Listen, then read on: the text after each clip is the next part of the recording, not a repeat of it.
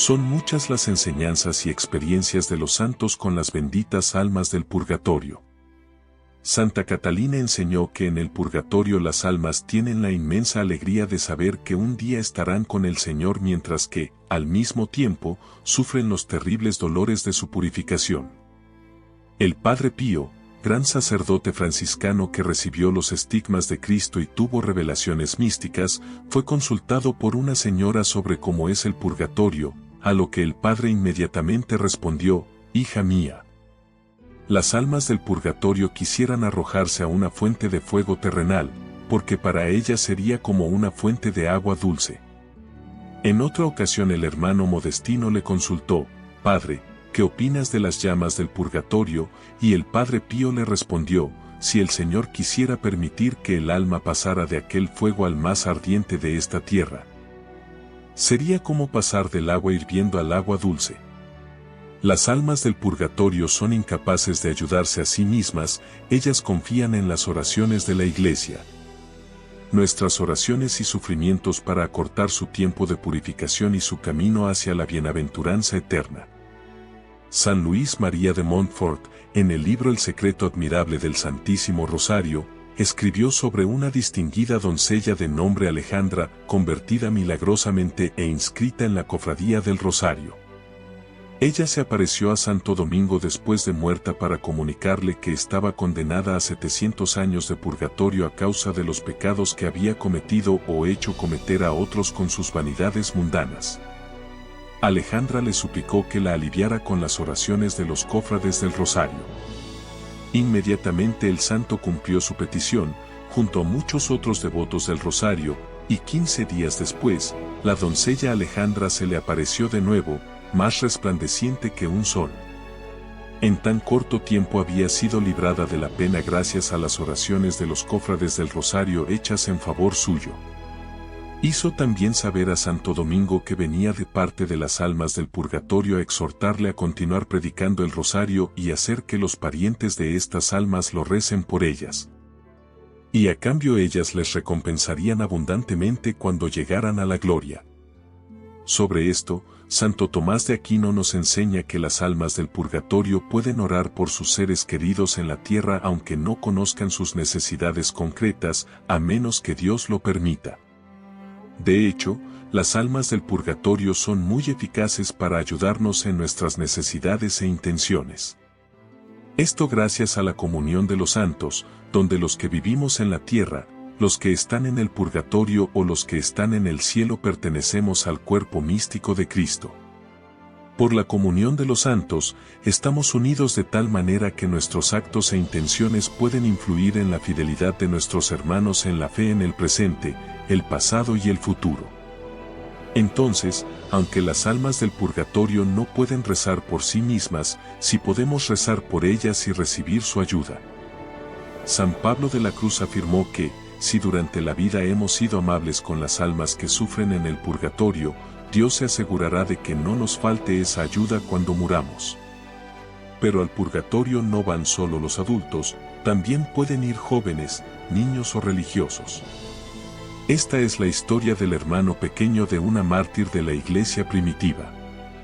Mientras se encontraba en la cárcel injustamente en tiempos de persecución contra los cristianos, Santa Perpetua Mártir tuvo una visión de su hermano menor Dinócrates, quien había muerto a los 7 años. Él se encontraba en un árido desierto y tenía una úlcera en la cara.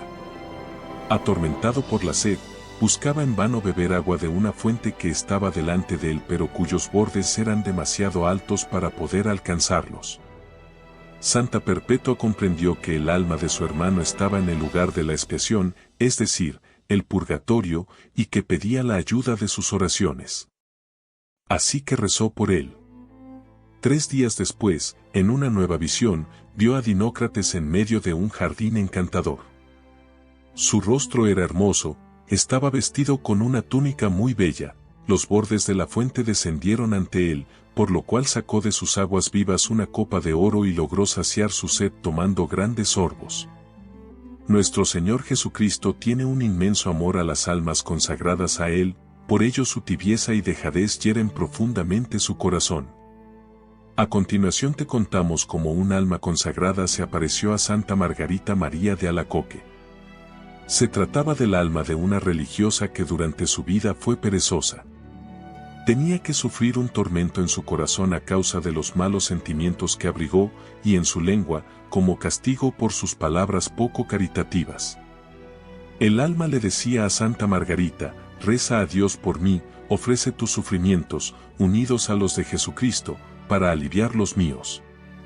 Entonces le explicó sus dolores: mi lengua está roída por las alimañas, y me la arrancan continuamente por las palabras que pronuncié en contra de la caridad y también por no haber sabido guardar silencio. Como desearía que todas las almas consagradas a Dios pudieran verme en estos horribles tormentos. Después de los rezos que hizo Santa Margarita por esta alma, sus tormentos disminuyeron bastante, pero siguió en el purgatorio durante mucho tiempo por hallarse destinada a sufrir las penas de las almas tibias en el servicio a Dios. Uno de los pecados que más hieren a Dios es la desconfianza en Él. Santa Liduvina lo sabía muy bien, por ello, hizo esta corrección a cierto sacerdote.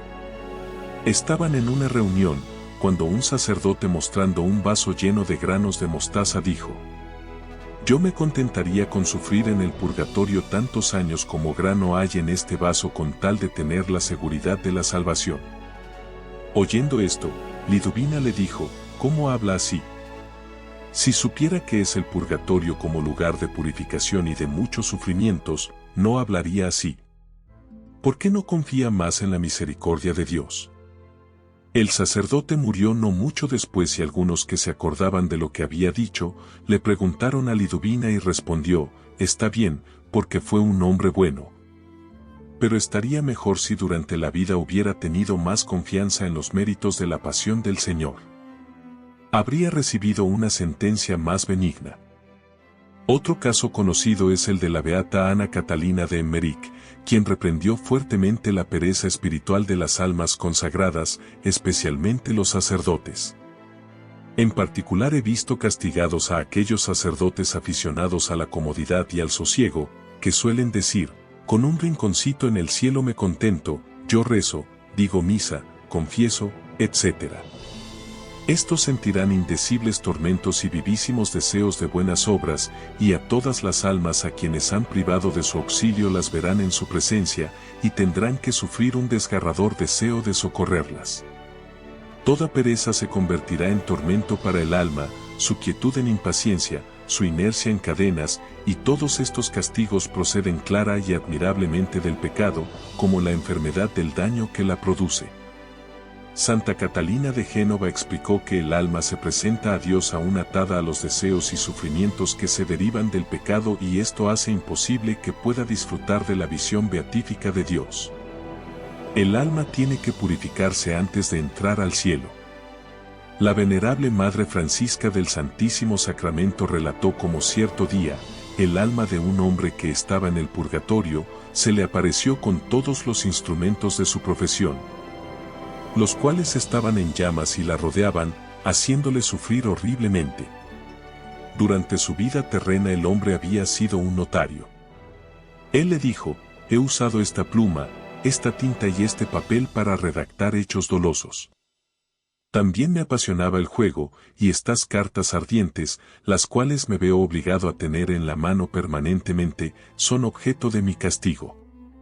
Esta bolsa ardiente que sostengo, contiene mis ganancias ilícitas y me obliga a espiarlas. Santa Teresa de Ávila decía: nunca pedí gracias a las almas del purgatorio sin ser escuchada. De hecho, las gracias que no pude obtener de otros espíritus celestiales, las obtuve de las almas del purgatorio. Hay un dulce intercambio de caridad entre el cielo y la tierra, con cada parte ayudando a la otra a alcanzar la salvación. La mejor oración que podemos ofrecer por las almas del purgatorio es la Santa Misa. Santa Liduvina rezaba mucho por los difuntos que se le aparecían para pedirles sufragios con el fin de liberarlos del purgatorio. Un día se le apareció un hombre del purgatorio envuelto en llamas. Él le dijo: Liduvina, haz venir a tu habitación a una mujer viuda a quien has tratado siempre con solicitud maternal. Dile que ella posee una pieza de oro que me pertenece. En nombre de mis sufrimientos, que ella me restituya ese oro, haciendo celebrar misas por mí. Liduvina lo hizo así, y al oír la petición de parte del difunto, la mujer palideció y se quedó temblando. Le dijo, tú sabes lo que nadie puede saber en este mundo. Yo soy culpable, yo he engañado a ese hombre y mandaré celebrar las misas. Y cumplió su palabra. No olvidemos rezar diariamente por las benditas almas del purgatorio, especialmente por las más olvidadas. La beata mística Ana Catalina Emmerich, cuando era llevada al purgatorio, no solo conocía a sus amigos, sino también a parientes de ellos, a quienes nunca había visto. Entre las almas más abandonadas vio a aquellas pobres de quien nadie se acuerda y cuyo número es grande, pues muchos hermanos nuestros en la fe no hacen oración por ellas. Es posible ofrecer todo tipo de sacrificios, mortificaciones, oraciones y buenas obras por las almas del purgatorio. En nuestro canal de YouTube Sacrum Cultura, encontrarás diferentes oraciones por ellas.